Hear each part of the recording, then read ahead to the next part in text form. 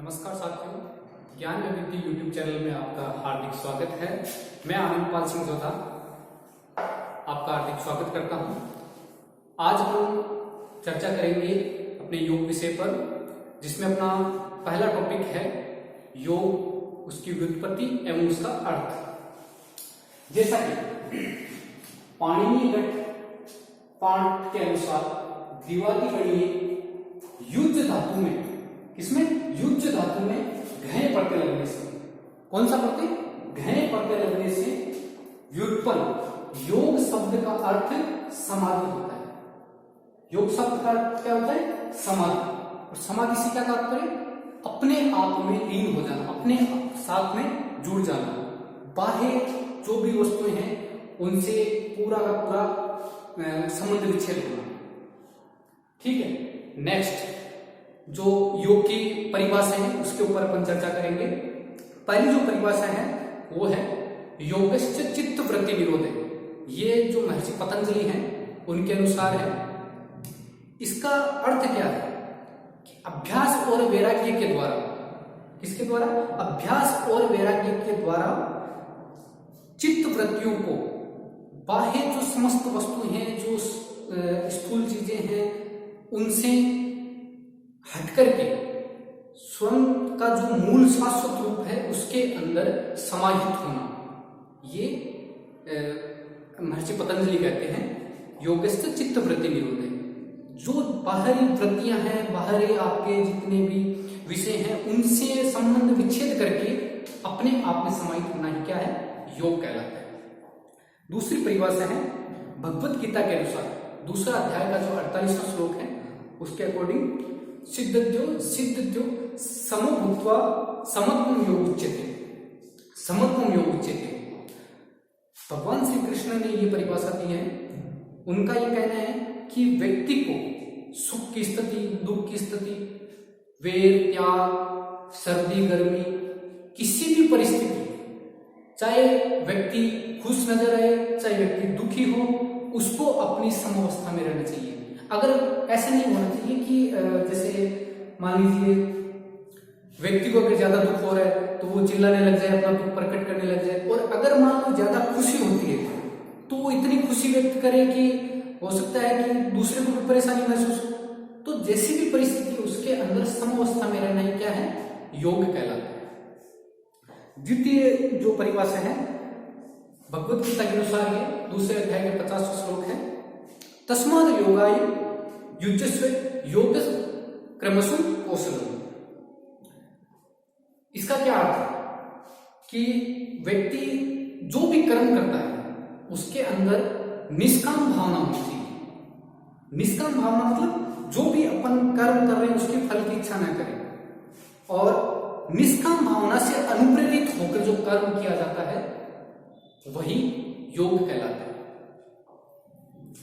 Next है कुशल चित्त एकाग्रता योग है। बौद्ध धर्म के अनुसार कुशल चित्त की एकाग्रता ही क्या है? योग है।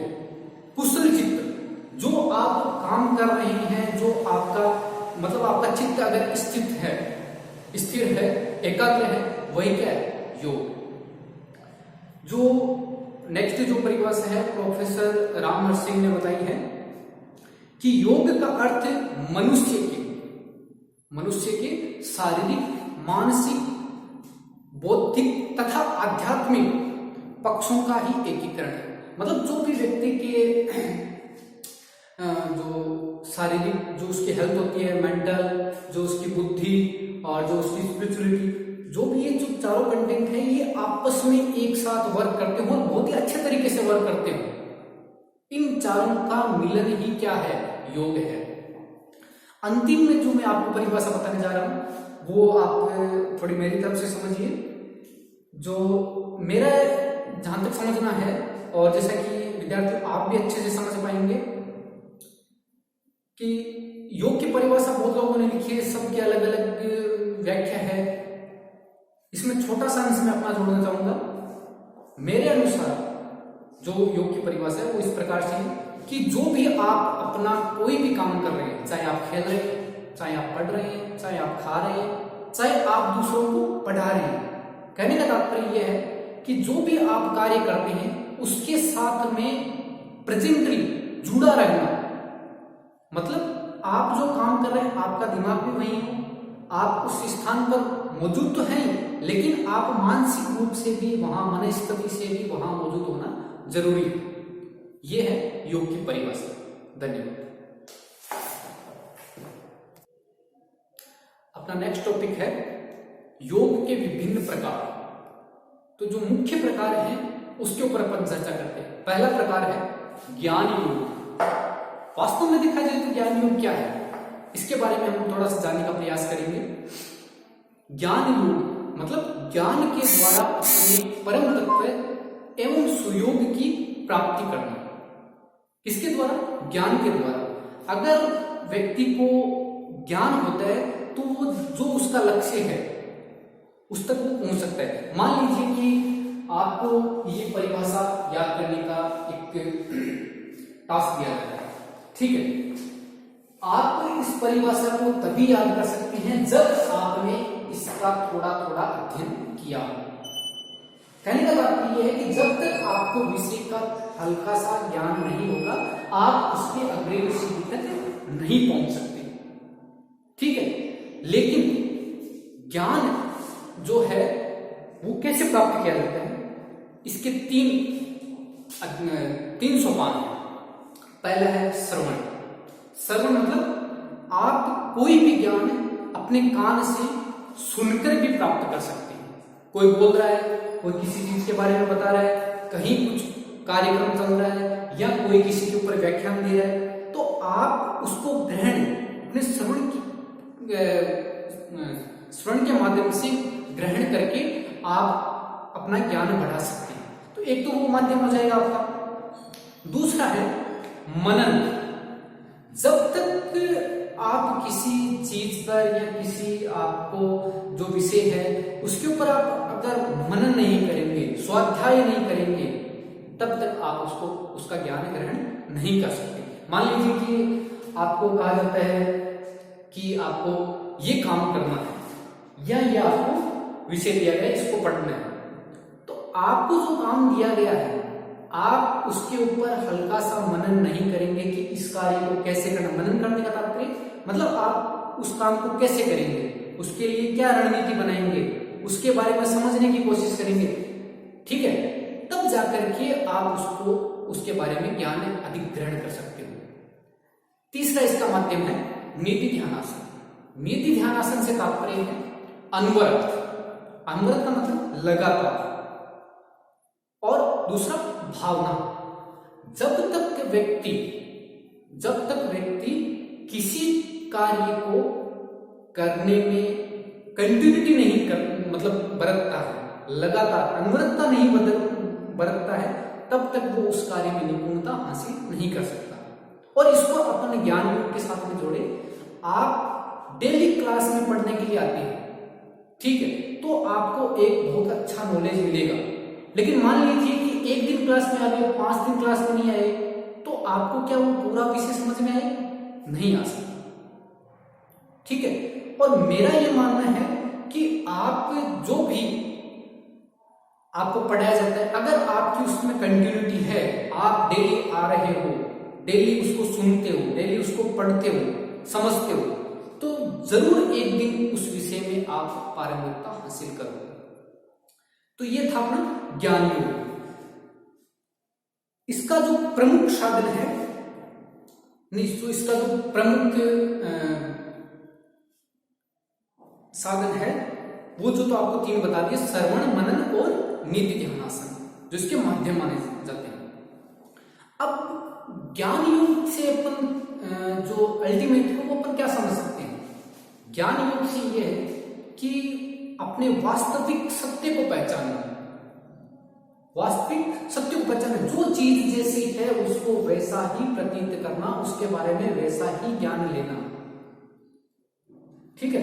नेक्स्ट अपन चर्चा करेंगे भक्ति योग। भक्ति योग, यह योग भक्ति, श्रद्धा और समर्पण, इन तीनों चीजों पर आधारित होता है। इसमें क्या होता है कि भक्ति योग, जैसे मान लीजिए आपको एक गुरु के सानिध्य में भेज दिया जाता है, गुरु के सानिध्य में भेज दिया जाता है, तो उस समय जब आपको गुरुजी कोई भी कार्य करने को कहते हैं या पढ़ाई करने को कहते हैं, कोई भी ऐसा कार्य जिससे आप उस चीज के साथ में जुड़ो, ठीक है।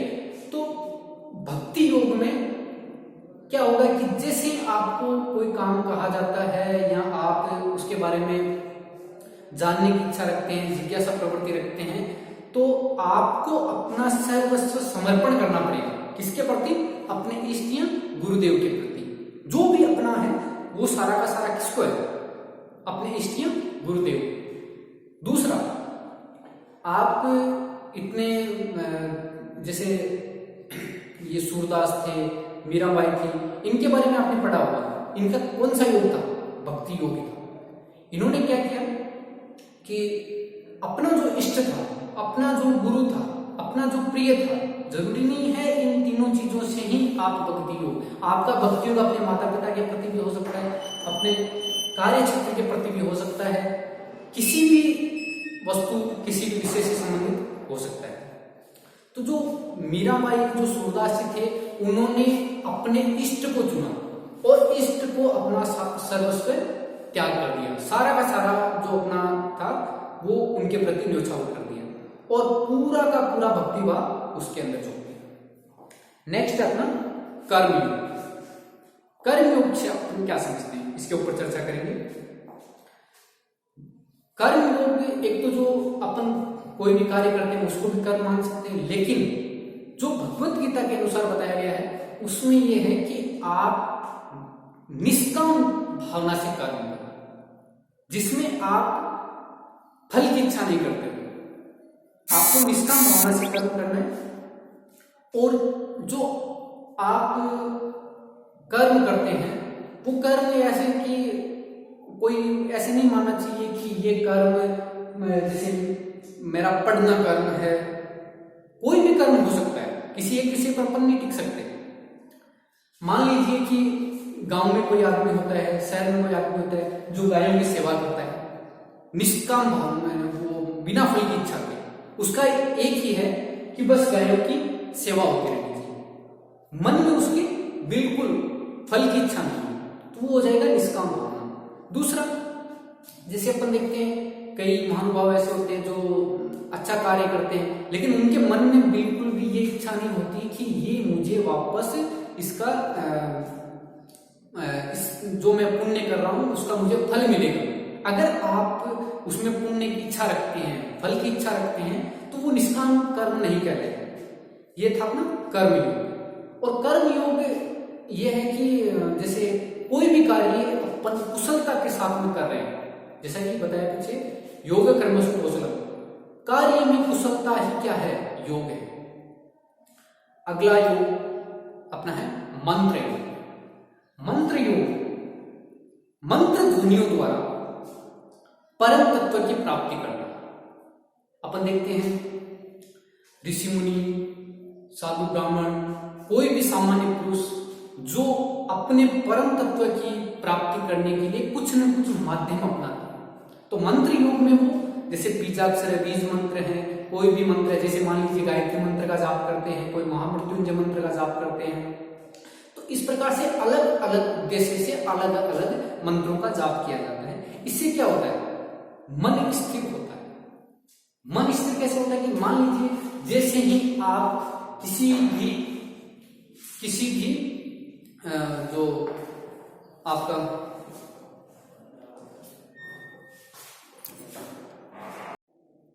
अगला योग मंत्र योग।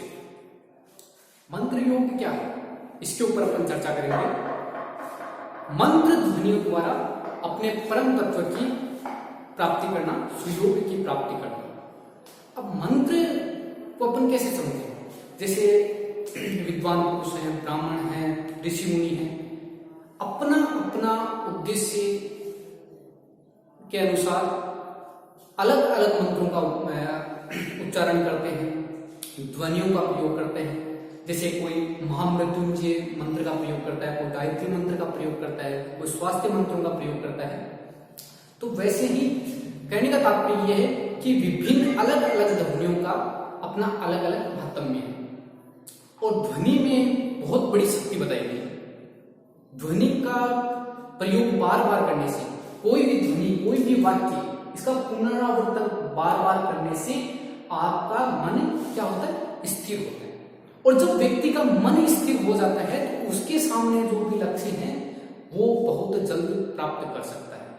क्योंकि जहां तक हम सभी से सुनते हैं कि हमारे लक्ष्य में कौन बाधा डालता है? अपना अस्थिर मन। तो अस्थिर मन को स्थिर करने के लिए मंत्र योग का प्रयोग बताया गया है। नेक्स्ट अपन चर्चा करेंगे योग के अगले विषयों पर। आज के लिए धन्यवाद।